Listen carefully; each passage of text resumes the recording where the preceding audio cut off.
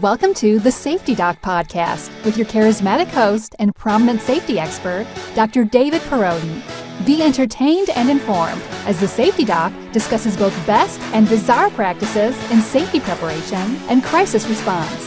The truth will keep you safe. Follow Dr. Perrodin on Twitter at SafetyPhD. Hi, everybody. Welcome to the Safety Doc Podcast. I am your host, David, and we are in store for another terrific episode where we will examine second-order thinking, how to construct deeper meaning from context and situation. So again, I'm complimenting you, my audience. You're different than the typical audience. You want to be safe. You want to understand safety. You want to understand your environment. You want to be able to have more informed discussions about policy, procedure, theory, just things that impact your well-being and your safety in society. I'm here bringing that to you rhetoric-free, and thank you again for making me a part of your week. So, a few things. So we're going to talk today, again, about first-order and second-order thinking. And I'm going to make that hopefully very clear for you once we get through this of what first order is and what second order is. And I want you to consciously think about what it is to be a second order thinker. A lot of us tend to be first order thinkers. I've fallen into that. It's just we're conditioned to do that, with the modern media, with the rhetoric, with advertising. And I want you to be very aware of what you're saying, what you're thinking, and to bring about a second layer or second order of thinking, which is going to make you much more informed and actually make you a much better processor of information for your personal life. This show is going to have a big impact on you folks, and I'm very glad to deliver it. So I have assembled my notes for tonight. As you know, I always do that, pages and pages of notes. I've read through articles, have come up with kind of a contemporary analysis that I want to do. I don't have too many interesting stories just to share at the start, except I limed my yard and also put fertilizer on it, and it looks pretty good. And I've dug out a number of dandelions, and then I have a little shaker with some Kentucky bluegrass and some white clover, although some people call it a weed. Now, back in the 1950s and 60s, there were a lot of clover lawns that brings nitrogen into the soil. And it's a little bit funny because my neighbor, he's about 10 years younger than I am. And he basically replicates everything that I do with my lawn care practice to the point where he came over and he was showing me like his bag of dandelions that he dug out of his lawn and that he's been applying lime and all of that. And I'm like, well, I've worked in greenskeeping to some extent, but I'm not like an expert on this. So, Tim, I think what I'm doing is going to help you out, but you might want to contact someone else, if you're really looking to get that super green lawn. But I think I've done a pretty nice job actually in this podcast. I'm going to throw up a picture of my lawn just because I am really happy. It's green. It looks great. It's been a while. I used to spend so much time on my yard, and then I kind of got away from it after, we had the two girls, and now I'm going back to it a little more. And I find it relaxing too, to dig out the weeds and the dandelion. I don't use gloves, and just to pull them out. Of course, nothing prickly or something like that, but and then pour a little bit. I have a shaker of Kentucky bluegrass and clover, and then tap that down and hope that it rains, so that it grows. But anyway, so first order thinking. First order thinking is very literal. A lot of us do this, and a lot of us do this without even thinking about it. Second order thinking is much more deliberate. I'm going to talk about the two today, and what I want you to do is to be a second order thinker. Now, there will be times you'll be a first-order thinker, and that's okay, because that is innately built into us. That's part of our genetics. It's part of our response, our reflexes. That's fine. But to recognize when you are being a first-order thinker, and then to reapproach that with analyzing that with a second-order approach. This all seems kind of abstract right now. Trust me, I'm going to make this very clear for you. This is going to help you understand when the media is doing a very articulate spin on something that they're trying to present to you, commercials, advertisements in stores, and so forth, and just discussions in general that people will have with you, and little strategies that you can use to kind of gain the upper hand in discussions where people are trying to push you for a position on a certain topic or something that has happened. So that's what I'm here today to help you with.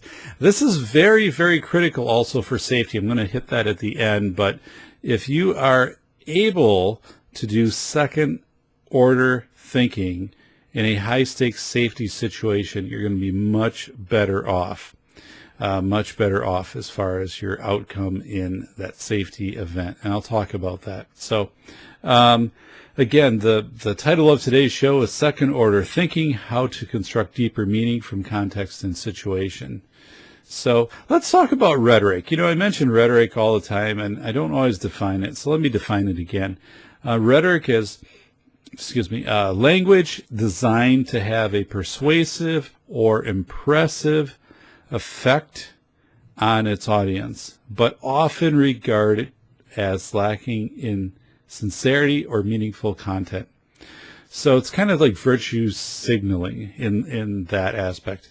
Rhetoric is where people try to, get you involved in a kind of a flash mob hashtag, something that's happening right now.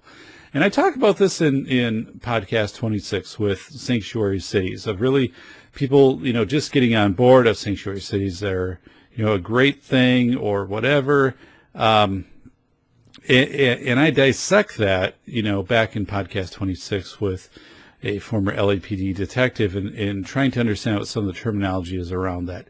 I work really hard in this show not to take positions, although sometimes my positionality does show through in the show. But with the rhetoric again is, just think about it as when people are trying to persuade you into aligning with their perspective. Okay, that's what rhetoric is. The media is very good at that, and the media does that also because it has so many commercial sponsors that it needs to, appease and so forth. But if you've at all followed my show, if you've subscribed to this show, the viewership has continued to climb.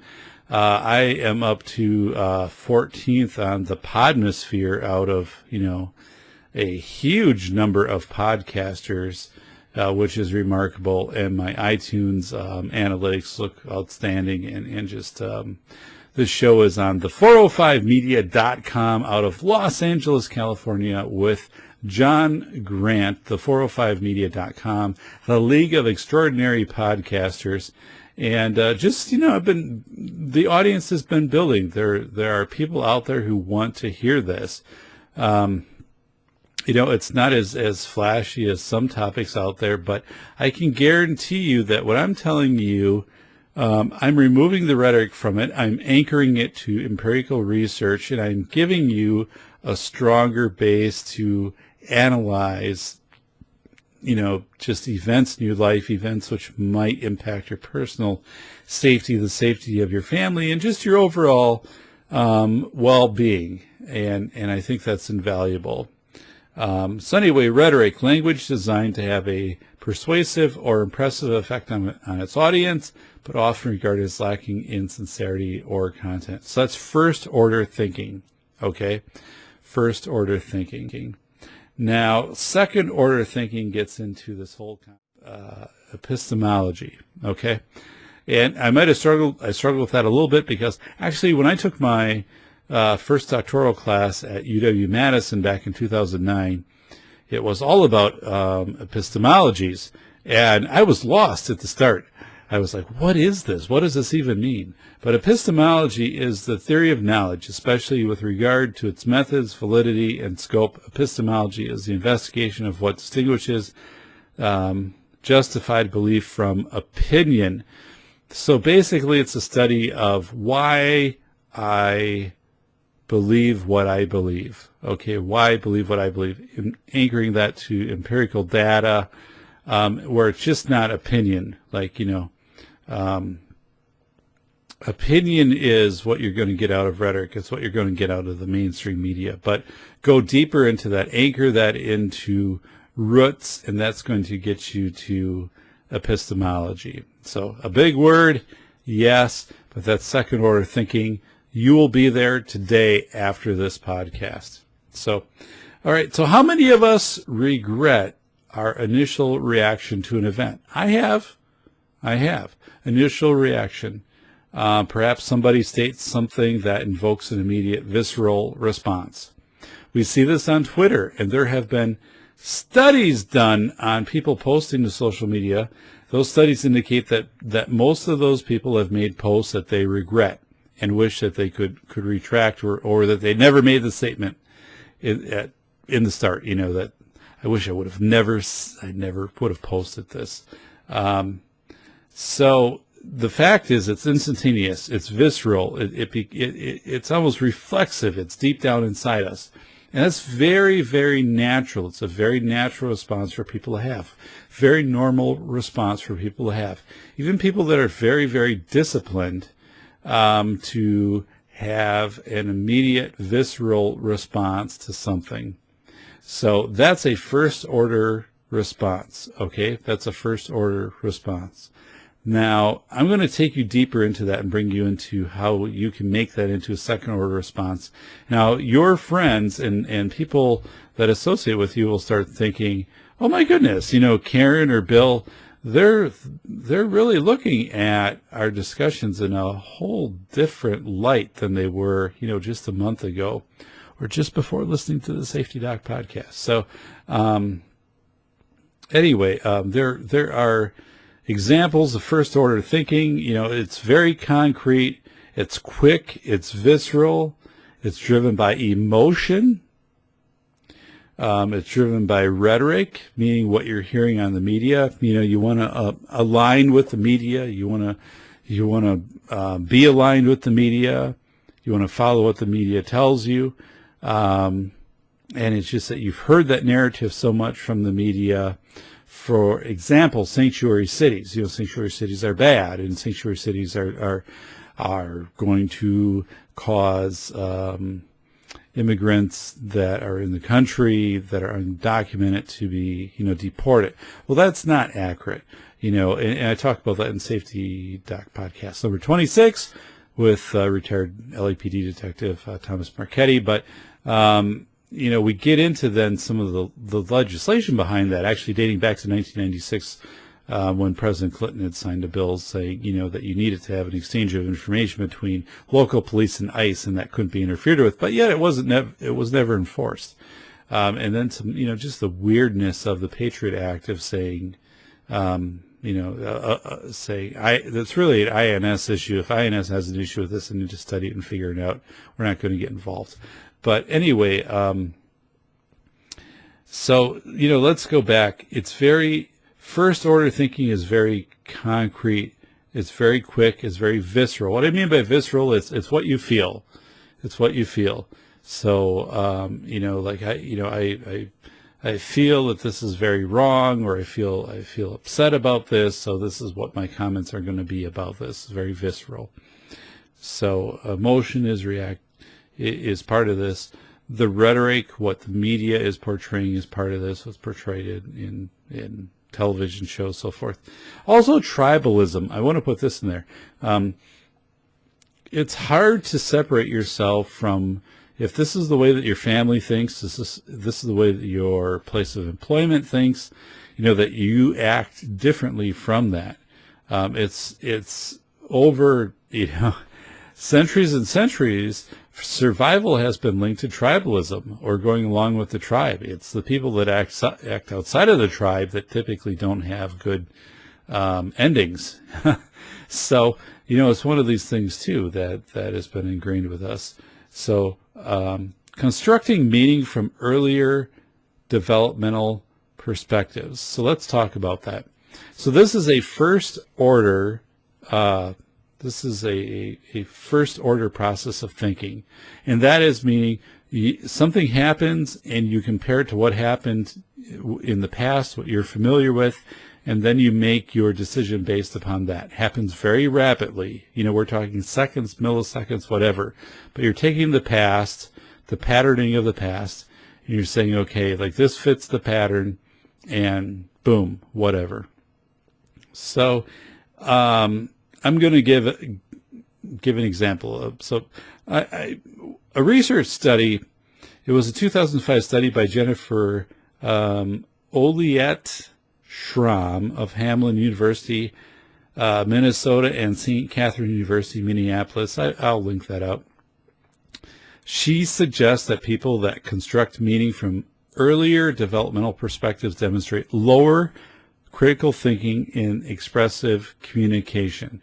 So basically, if you are taking something and it's like, well, I've been through this in the past, so basically I'm just saying this is similar to what it was in the past, and I'm using my past experiences to analyze this and make my determination on it. Okay, that demonstrates a lower level of thinking. Now let's dissect that a little bit. It's like saying, the earth is flat. Well, we've known the earth is flat. Scientists have said the earth is flat, hundreds of years ago, and centuries ago. And all of a sudden, someone says the earth is round, but you're saying, I've been told the earth is flat. That's the information I'm going with. So, the earth is flat.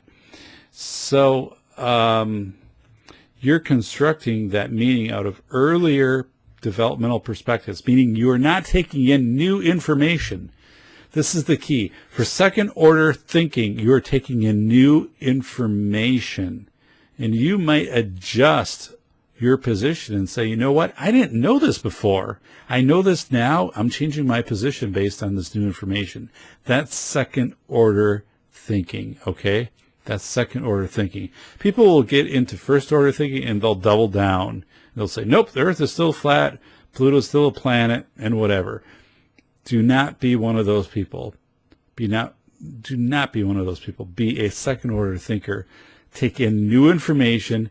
Seek to be more informed. We don't know a fraction of what makes the universe tick.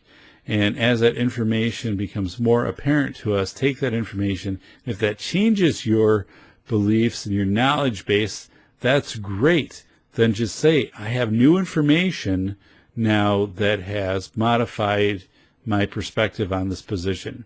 That is second order thinking. That's what I want you to do. Okay? If you don't do that, it's lower. It demonstrates a lower critical thinking in expressive communication. If you are just going back to what you knew or what you've always been told, okay, this is what I've always been told, and just sticking with that. In other words, okay, your beliefs and previous experiences will create both bias and patterning in how you process the environment. We all have bias. It's there. It's natural. We have bias. Some things we like, some things we don't like. We all have patterning, meaning if we've gone through something so many times that we expect the next occurrence of it to follow a typical pattern. Just think of like thunderstorms, okay? You typically pattern thunderstorms. When a thunderstorm arrives, you know that you're going to have some wind coming up. You could have some hail, whatever. There's going to be a pattern that this is going to follow. Now, that's not always the case, okay? Now, you could have you could have a very severe storm, which causes damages, which falls outside of that patterning. But you have this patterning of what you expect. Again, it is that patterning also which causes problems. It's the patterning which causes people to say, I'm not going to leave during the hurricane warning. I've been here during 4 hurricanes and everything's been fine. So I'm going to stay and I'm just going to, board at my windows and wait it out. And those are the people that they find who are deceased upstairs in their attic, after the hurricane has passed, because they are stuck to patterning and not stuck to the new information of the severity of the hurricane, also that the wetlands have been diminished, and some of that different information that would inform them, give them a different perspective on the context and the situation. So again, in other words, your beliefs and previous experiences will create both bias and patterning in how you process the environment. This happens with everyone. But the more sophisticated thinkers, which you are, you're not following this show unless you are a sophisticated thinker. Pat yourself on the back. The second-order thinkers analyze the present context and situation and exercise epistemological thinking over rhetoric response. Meaning, let's go back to rhetoric. Rhetoric is the language that's used to persuade you. Epistemology is the theory of knowledge or studying, like, why do I believe this? Why do I really believe this? What's the science behind this? What are the things that I can actually measure? Like, why do I believe this? Why do I believe this? Okay. So, second order thinkers recognize their positionality. I'm in this too. All of us are. That we have some positionality. When I did my doctoral dissertation, I had to check my positionality many times. I'm a school safety expert. I am an expert witness. I testify in legal cases. So I had not a difficult time, but I need to be very aware when I was in districts and examining safety procedures during my dissertation process that I was not evaluating procedures. I was just observing procedures and documenting. That was a fine line to draw. So, but again, recognizing your own positionality, your own expertise in certain areas, your own beliefs, that evolves you from a first level thinker to a second level thinker, second order thinker, which I want you to be. So growth, you might have had a visceral response to something. I did, and I'm going to tell you about it. I'm not proud of it. It happened, and I analyzed it and figured out why it happened. But I was reading an obituary. Young man in his 20s had died of cancer. And I'm reading the obituary and talked about all the things he had done. Like he'd gone hunting, different trips he had taken. And I admit I felt some jealousy to that, because I hadn't done those things when I was his age in my 20s. Not that I'm unsatisfied with my life. I'm absolutely not. I have a wonderful family. We just got back from a trip from Disney, which was phenomenal. We do a lot of terrific things. It's a very great time in my life. But I'm looking back at my 20s, and I'm like, in my 20s, I wasn't doing any of that stuff. And I was kind of feeling this visceral jealousy response. But I knew it wasn't right. That was a first order visceral reaction to me reading that. And I knew it wasn't right. So I took the time then to figure it out. So I wasn't comfortable with my feeling, that, I shouldn't be jealous. I mean, this young man had cancer and he died. And he was probably doing a lot of these things while he wasn't feeling the best and whatever. And here I am feeling that, his 20s were much better than my 20s, yet this young man died in his 20s. There's something wrong with that. But let me clarify what I mean by wrong. So I wasn't comfortable with my feelings, so I applied my epistemology to understand that, or basically that trying to understand my belief from opinion. And I went back and I was just studying hard back I took a long run. And I was like, I did a lot of cool things in my 20s, but I wish I would have explored more. And it's one of those things you kind of learn later in life.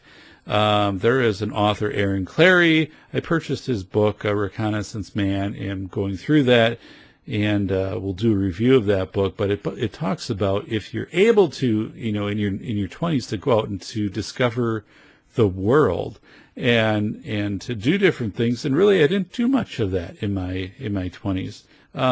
So, not that I had a horrible 20s. I absolutely didn't. But it's one of those things I kind of wish I would have done. But we all have things that we wish we would have. We wish we would have done. It's funny with hiccups. I didn't have hiccups when I was younger. I have hiccups when I'm older. So I wasn't comfortable with my feeling. I applied that epistemology to study to justify belief from opinion. Why was I feeling that way? To understand why I felt that response. Then to bring new knowledge to the construct and arrive at a more informed position. Basically, I just realized it was nothing with this young man. It didn't matter, the obituary, his name or anything in it, or it could be someone telling a story on TV about, things that they do in their 20s. I think it's a point where you reflect back on life and what I was doing, and just was wondering if I made the most of my 20s, which any of us can argue, but yet, I recognize that that's what I was doing, and I think that was healthy, also to some extent to do that. So I didn't lament it, it didn't go with me, but it wasn't this. I didn't feel upset with this man at all. Of course he had passed away, but it was a reflection upon, are you making the most of your own life? Was really what that epistemology was about. That second order thinking was like, right now, Dave, are you making the most of your life? Are you really doing what you want to do? It's like, yeah, I am. I'm writing books, consulting. I'm doing the podcast. I'm doing a lot of great things. I'm having a fun time. I get home. My daughter and I go outside and play Foursquare on the sidewalk. It's kind of peaceful sometimes to just go out and to dig up dandelions with the warm sun hitting your back. So yeah, I'm fine. And the thing is, no, I wasn't wrong for what I felt. The thing is, well, how could you feel some inadequacy or jealousy of a young man that died in his 20s? You're reading this obituary. And I'm like, you don't have to feel bad about that. That's a visceral feeling. The fact that you felt bad about that had nothing to do with this young man. It was encompassing his life during that span, and then you looking at your life during that span, and also looking at your life in the present, making sure that you're making the most of your life, and just the fact that we think we have this life is this race without a finish line, when really it is. I mean, there is this finish line out there. So no, I was happy for him. It was more of a reflection, again, of looking back on my life, of saying, did I make the most of the time that I had my 20s and 30s and now into my 40s, and to analyze that from an epistemology, saying, what's my belief about life and what you should be doing and contributing to others and so forth. So the first order thinking would be, just like, I'm jealous, like I got to do all these things. You got to do hunting and all of those things, and I never got to do that. The second order thinking is looking into what are you doing with your life? What are your goals? How are you helping others? And how are you advancing your own life to meet, I guess, your bucket list or the things that you want to accomplish before you pass on? So, but again, it's not wrong to feel that visceral feeling. And I want to point that out. It's not wrong to feel that visceral feeling. That's very, very natural. So, your tacit knowledge will soon make you feel that how you respond isn't aligned to the person that you are. I want to give another example to this. When I was a school administrator, we all have tacit knowledge. Tacit knowledge, and I talked about this in my dissertation. I wrote about it extensively. There was a study of firefighters in the 1980s. The military was having a hard time figuring out how to train their top leaders into making decisions and also understanding the decisions that they made. So they worked with a researcher by the name of Klein, and Klein had a number of then college graduate students assigned to firehouses. I believe it was out on the West Coast. And their job was, and I talked about this, I believe, in earlier podcasts, but their job was to follow firefighters, go out, and this was back in the 80s. I guess you could do it back then. You could follow the firefighters, go out on the fire, and you would document what you observed. And one of the things that happened was the firefighters would leave the roof of a structure, and they would come down, and the researchers would say, like, why did you leave? Why did you come off that structure? And they'd say, because it was a soft roof. Well, what is a soft roof? Does it physically feel soft? I mean, what is all this? And they couldn't come up with a vernacular, a register, terminology to come up with what this, it's just like, it felt soft, okay? Like we shouldn't have been up there anymore. And it was true to the effect of that roof was close to caving in. I mean, it couldn't support their weight anymore. But it was this tacit knowledge that people had a hard time articulating. These firefighters had a hard time articulating. So, you know, your tacit knowledge is going to come back and tell you when your actions, when your first order response, okay, remember that first order response, which all of you are better than that. You can do that, but then you need to figure out why you really did that, because it's you do that and it's like, oh, that really wasn't me. That really wasn't me. So my example on the first order response, and it was a meeting at a school, a large number of people that I didn't even know that would be at this meeting. And it was about a student with a disability, and they were challenging the services the student was receiving and the way in which staff were trained. And I, in the administrative position, needed to stand up for my staff. At least I believe I did. And I just said, you know, you're challenging the training of my staff, and just kind of went after the people, you know, the parents and their advocates and whatever that were presenting at this thing. You know, this has become an attack on the credibility of our staff. And to some extent that was accurate, but yet, like, it was delivered in a way that is not at all aligned to how I interact with people. So what happened was, I remember walking out to the parking lot, and the principal said to me, wow, you know, like, you really gained some points with staff, by the way, you know, you stood up for them. And I was thinking, I felt really bad. I'm like, that was a first order reaction from me. And I needed to analyze that and figure out, you know, my epistemology, my belief, why I did that, what the second order was, why I really did that. And I studied it, you know, I think what I do a lot is I run at night, and I processed through it, and I was like, I was uncomfortable. That wasn't the way that I felt. I didn't want to come across that way. And what I needed to do is to really, you know, probably say in the moment, you know, that I think this is being presented in a manner which is questioning the training of the staff. I don't believe that's accurate, but I'm going to get more information, and then I'm going to share that out with the people at the meeting. That would have been very much a second order response, that you're going to inform yourself, you're going to seek information before you make a determination. But I was acting very visceral, very, very much to a core of, you know, someone who'd be, you know, the caveman response of being challenged and having to rise up, and then also to protect, you know, my staff. And I remember it was just a ride of solitude home. I felt very bad about it.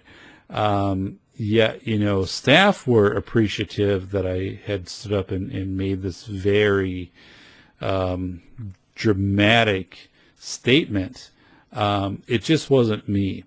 And that was part of also an indication at that point that I needed to explore different things, you know, for my career and different things that I wanted to do, because I wasn't going to role play.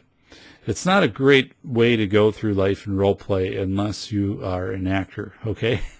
If you're going to role play, through life and take on, what I would say is more of this first order position and subscribe to the rhetoric, that's hard to do. You're not true to yourself versus that second order in your epistemology of being more closely aligned to yourself. So anyway, you will become very efficient with this evolution from being a first to second order thinker. Again, what I've talked about so far, I believe has helped you, but you can do this. And it's okay to say, this is the way that I felt initially, and now that I've thought about it some, and now that I've gotten more information, or I've gone in and I've researched certain things, like I have a different perspective, or I've talked about it to different people, like, my position on this has changed. It's okay. The people that do that, boy, does that show a lot of growth, and does that show a lot of integrity of somebody to come out and say, you know what, with the new information that I have, with the way that I've reflected upon this, I'm going to modify my opinion on this, versus doubling down and just digging this trench and another trench and another trench and saying, I'm staying with this position no matter what. The earth is flat. I don't care what you say, it's flat. No, be a second order thinker. So again, I go back to, when I was at that meeting, about this child, I felt really bad. I felt really bad because I almost felt like I was acting. I was playing a part. I was doing a first level response too, because I was reacting to the visceral response within me, versus taking it to a second level response, a second order response, and running it through and saying, you know what? Let me look at the professional development that staff have attended, and let's focus on, some of the other core issues of this meeting, and I'll get back to you on some of these other these other areas. I'm going to use a quick example of Star Wars. Now, obviously, May 4th wasn't too long ago, so May the 4th be with you, which was on one of the road signs on my commute in and out of work, which actually I did appreciate this time. But let's use Star Wars. A lot of us are familiar with Star Wars. I remember 77 when it came out, watching it in the theater. I was young. And to me, it made more sense back then than it does now. But anyway, let's take Star Wars from the perspective of first order thinking and second order thinking. Again, I want you to be a second order thinker, and you can do this. You can do this, okay? All of you can do this. I'm giving you the tools to take the steps toward being a second order thinker. So let's say we're all in the theater together. You and I, hundreds of other people were watching Star Wars. It's 1977. It's awesome. We have the bell bottoms. Hopefully they still have nachos. But yeah, maybe the surround sound isn't as good. But Star Wars, pretty amazing. Lightsabers, all of that.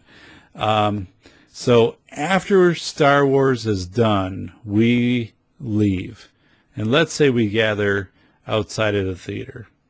And somebody asks, what was the movie about?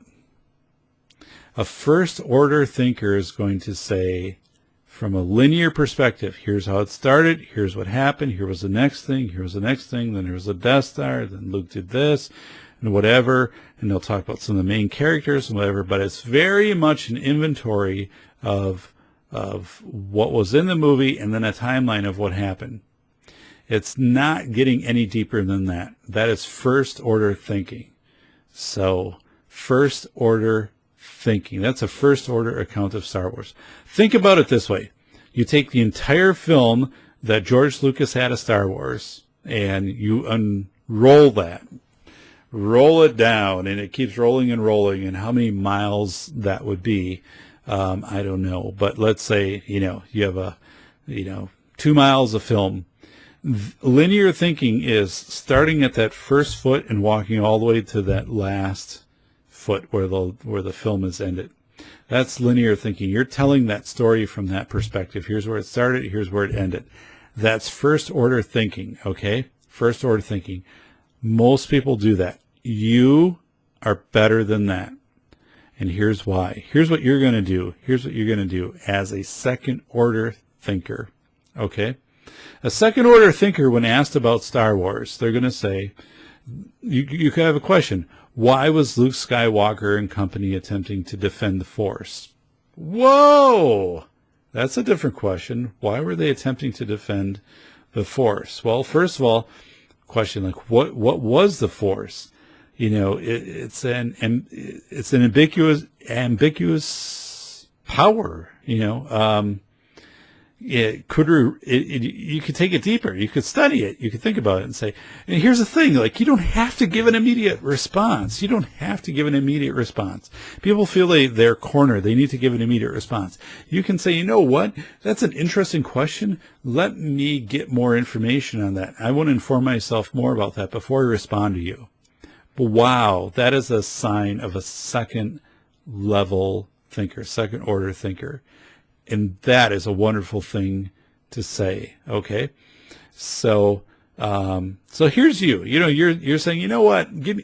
Let me think about this a little bit. I need to do a little bit of research into this, and I just saw the movie. Let me process it. It was great. I loved it. But as far as, like, you know, trying to decipher and come up with, you know, this what is all the meaning and what does all this mean now? And this can apply to anything in life. Like, give me a little time to inform myself about what's going on. Go back to podcast 26. I did that with Tom Marchetti when we talked about sanctuary cities. We didn't take a position for or against, but we talked about the act in 1996, which impacted sanctuary cities. The act in 2014, which impacted, and then also, I believe the 287G program. But we talked about some of these objective terms, and just helped inform people. But anyway, so second level thinker. So they're like, why was Luke Skywalker and company attempting to defend the Force? It's like, well, you know, what was a Force? You know, and also, you know, you think about it more. Is the Force? This is 1977. Put yourself thinking about 1977. Is this really about like a subtle talk about the government? That it can either serve the people or oppress the people, you know, in that sense? Was that what this was about? You know, we go back to the Wizard of Oz and how that had all these, you know, alleged meanings to it. But maybe this is something that's a little bit bigger, and you can bring it into a discussion of it's really about oppression or, you know, going along with the government, but, you know, also what happens if a government has omnipower, you know, which would happen if Luke had joined the dark side, or his father, you know, Darth Vader. So really, those are second level discussions. Okay. And just amazing. It's also this thing of, you know, were there parts of that paralleled, like Western civilization or capitalism and Eastern civilization, communism? So that could also be Western civilization, the good side of the Force, you know, Eastern civilization, the bad, quote, side of the Force. I mean, because we were talking about a Cold War time in history too. So there could have been much more that was reflected in this movie, and then that would become second order thinking for you. Or does the Force simply account for the vast unknown aspects of our current universe? It's like, I don't know how the universe works. I mean, you point a flashlight in the sky and you turn it on, that light beam goes forever. I mean, it doesn't end. There's no end to the universe. Is it simply a way to say that the Force is some way to account for the universe? And it's like, that's it. Like, it's a way to settle people down a little bit of trying. That's a time also, think about 77. Put it in this context. You know, we're close to getting the space shuttle, you know, that is just a few years away of. We're trying to understand our place in the universe. So is this a way to also help us to understand our place in the universe through this film? So that's second order thinking. So what do you think Luke was feeling at different stages of the movie, and why? That question will come up. You know, like, what do you think Luke was feeling and why? how would he cope? How did he cope when he found out that Darth Vader was his father? And so here's the question, you can come up with second level thinking of, Luke was shocked, that's first level, but the second level is how does he cope with this? And so how does he cope with that? How does he still stay with his purpose in life? Who are the people around him? He goes to Yoda, Obi-Wan Kenobi, things like that. And just, the internal strength of Luke, but that's different. That's second level thinking. And there are some questions people will bait you with. Okay. Like, how would you feel if, how would you feel if you were Luke Skywalker? Or how would you feel if, Darth Vader was taking over the question is those are loaded questions. Okay.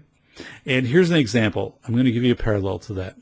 So there are disability awareness days in schools, and a common activity is they'll have a wheelchair, and they might have students who will sit in that wheelchair. They'll sit in a wheelchair, and they'll have them navigate cones or whatever, do down a hallway and come back and whatever. And it's like, okay, now you have some awareness of what it's like to be in a wheelchair. You do not. That is a first level awareness, okay? A second level awareness, which you won't have, and it's okay to acknowledge it. You're not going to have the second level of awareness. But this is, okay, so the thought of this disability awareness is it's giving you this second level awareness of what it's like to be in a wheelchair. It's not really doing that. But what it's doing, let's go back to this wheelchair. You don't know what it's like to sit in a wheelchair through the entire day, to have the sores that develop from that, the actual sores that need to be treated, not being able, how to navigate a wheelchair on ice and getting through hallways and having your fingers, hit up against door stops and things like that, in transferring from a wheelchair into a bathroom stall and out of wheelchair and things like that. It's nothing like it. So it's a very fine line to run, but it is not taking you from a first level understanding to a second level understanding. Now, if you were in a wheelchair because something happened to you where you needed to use a wheelchair for 3 months, well, yeah, then you've acquired through experience a second level of understanding of that. But otherwise, you haven't. You can't just dabble into something and get that second order thinking. So, we already talked about, if someone was to ask you about Star Wars, if you're a first order thinker, you're going to be very linear. You're going to say, this is what happened at the start, this is what happened in the middle, this is what happened at the end, here's the characters, there was a Death Star, there was Jabba the Hutt. You're going to talk about things like that, very objective, but you're not going to kind of link into the deeper things of second order thinker. So, let me just kind of pause as I go through this. So, what was the Force? We already talked about that. The Force also, could have been at that time, it could have had to do with a religion, Christianity. Who knows? Maybe it's the light side versus the dark side, the loss. Church, attendance was declining. Maybe it could be related to something like that. These are all second order thoughts, okay? Not that these are all accurate, but these are the type of discussions which are second order discussions, which present you as the intelligent person that you are.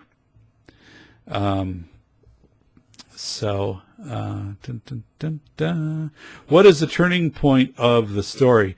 This goes beyond the mere account of the linear sequence of the film. If someone's just looking, again, they're walking from that first step all the way to that last step of the film, they're not seeing that there was a turning point in there, but there were many, many, many, many, many turning points. It's not so much a film as it is a puzzle. You're giving different puzzle pieces and having to figure out how those fit together if you are a second order thinker. Thinker. If you're a first order thinker, it's completely linear. It is that straight line that you are starting, you're walking that straight line for, I don't know how long a movie is, but I'm assuming it's several miles once you enroll it. You're just walking along that script. You're walking along that film. So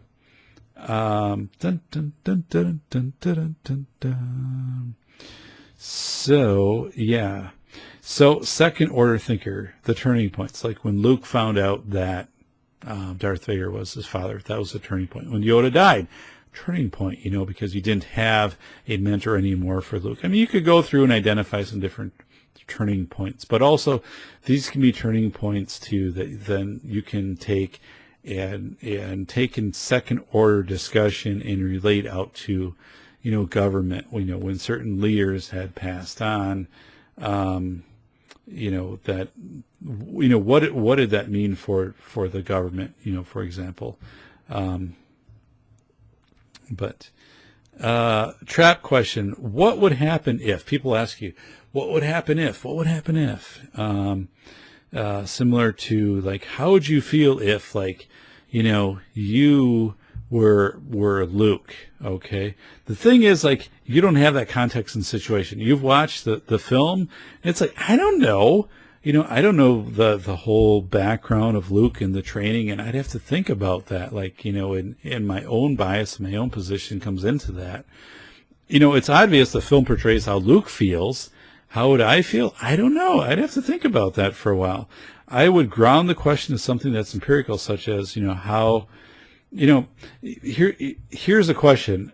So I don't know how I would feel if I was Luke. I would know how I felt, like Luke was at a risk of losing, the good side versus the dark side, the light side versus, I understand what it feels like to lose your home during a severe storm, the feeling, of that, which could be somewhat parallel or similar to Luke. I understand that feeling of the tornado sirens going off and you're in the basement and you're hearing the winds go through. I haven't had that happen personally where my home has been damaged. I've had a relative that had her home destroyed by a tornado.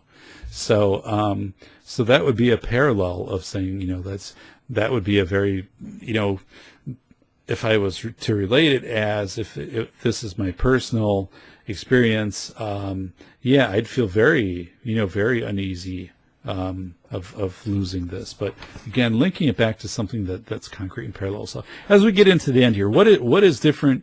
What is a different way to solve the problem? So that's a leading question too. Someone's like, what's a different way for Luke to, solve this problem with the Force? Well, again, you've seen the movie, okay? It's a leading question. It's a leading question. It assumes also that the solution that Luke had, the solution in Star Wars was incomplete or inferior, or it ranks in this priority matrix somewhere of there's 10 solutions and this was the fourth best solution. Okay. The truth is there are often endless solutions and many are convergent. Or I shouldn't say convergent, they're divergent, meaning you can have a lot of different ways to accomplish the same thing. And that's where you need to come in with secondary thinking, saying, there's a lot of ways to get rid of non-invasive species in our neighborhood. There's a lot of different ways to do this. There's a lot of different ways to do that.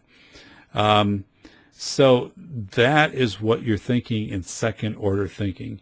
Now, there's some things that are always going to be divergent. There are not a lot of ways to put out a fire. You have a fire extinguisher, you aim at the base, and you're trained that way and you put out a fire. So, but are there a lot of ways to enjoy a 4th of July? Sure there are. A cookout, a gathering, going out and putting up some activities that your family plays, music, whatever, telling stories. I mean, it's very divergent. It's not convergent. So that's second order thinking. First order thinking tries to get you to be very divergent very quickly. So a leading question, how would you have solved the problem of Luke and taking on the dark side? So that's a leading question. Avoid an immediate answer to that. Say, that's an interesting question. That's a great question. I want to think about that because what are the variables at play here? For example, in Star Wars, no one knows the depth of the resources possessed by the light side or the dark side. Those are things you'd want to know. Second order thinking. What are the possible new technologies or alliances to exploit, to benefit from? You don't know that. What about the non-aggression principle? How does that come into play? Because if, you have Darth Vader perfecting the Death Star, which is going to, be destructive, yet, you have this concept of a aggression principle, which is typically the light side. So how do those things come into play? So you can have those type of discussions.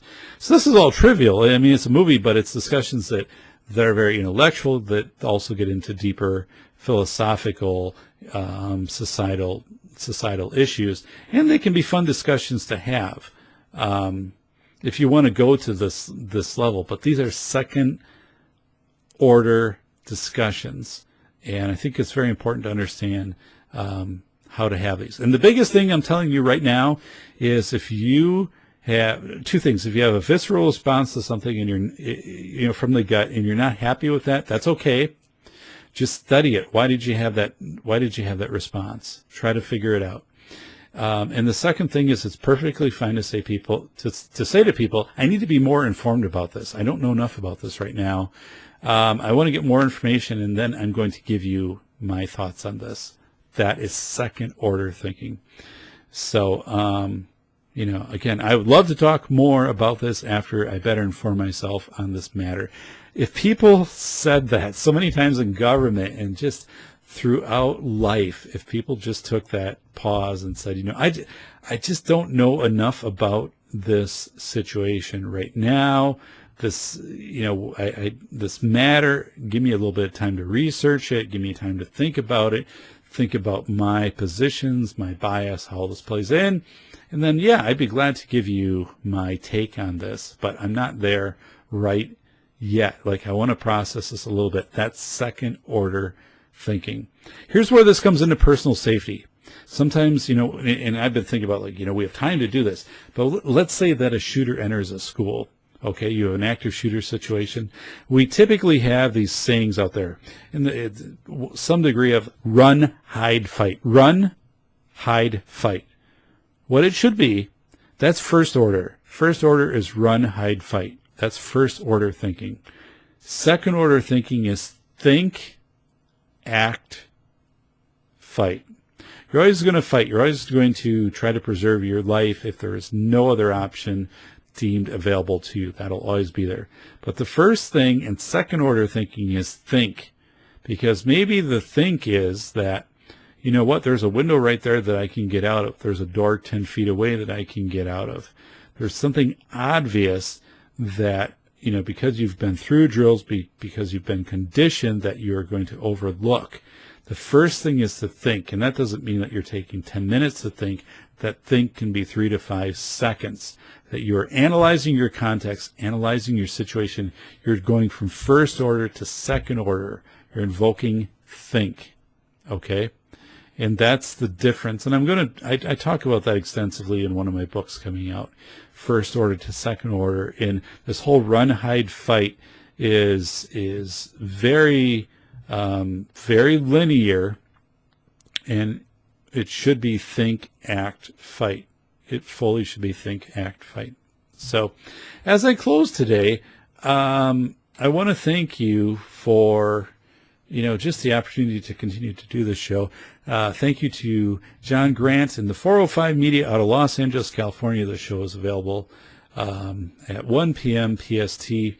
I urge you to subscribe to me at Safety PhD, at Safety PhD on Twitter. You can follow the show on YouTube. It's easy. Once you get in and you find any of my shows, it links out, here's a follow it through YouTube, SoundCloud. I'm on iTunes. But please follow the show. I also do a blog. I put more detail in the blog. I put links out to the resources in the blog. These are all things that you can follow. They add to your intellect. You're already an intellectual, inquisitive audience. I appreciate that. And please, follow me. Please continue to get the word out there about personal safety, about well-being. We have some wonderful guests coming up on the show.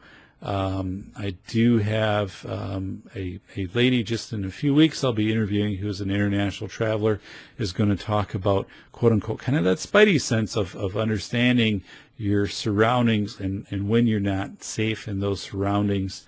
Also have, a former NFL player. We're just going to talk about personal safety, what happens when you become a public figure. And I do have a very interesting interview coming up with someone who has a drone service and is going to talk about the legalities and safety and responsibilities of owning a drone. So we'll continue to take this in many directions and cover many different aspects of safety. Thank you very much. This is the Safety Doc. Have a great day.